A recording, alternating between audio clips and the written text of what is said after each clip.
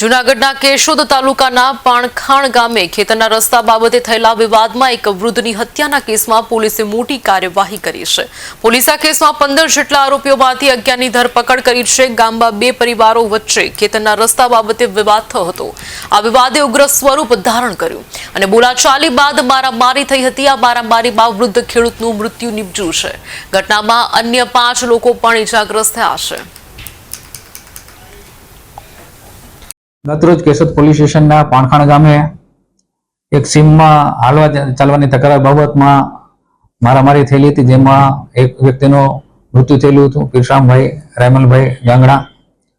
જે અનુસંધાને કુલ 15 આરોપી વિરુદ્ધ ફરિયાદી શ્રી રણજીતભાઈ બાવાજીભાઈ ગાંગડાએ ફરિયાદ આપેલી હતી, જેના આધારે 15 આરોપી વિરુદ્ધ ગુનો દાખલ થયેલો હતો।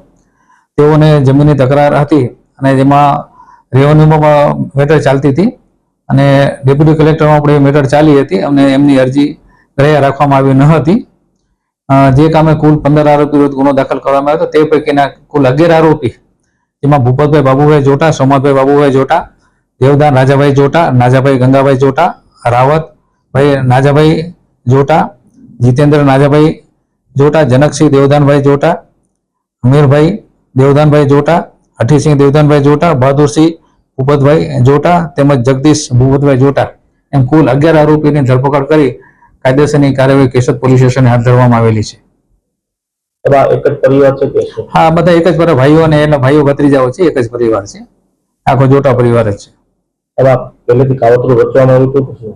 હા, એમને હાલવા ચાલવાની જે વ્યવસ્થા હતી એમાં એ લોકોને તકરાર હતી, એ બાબતમાં એ લોકોએ એક્શન મળી અને કાવતરું કરીને આ ગુનાને અંજામ આપવામાં આવેલો હતો।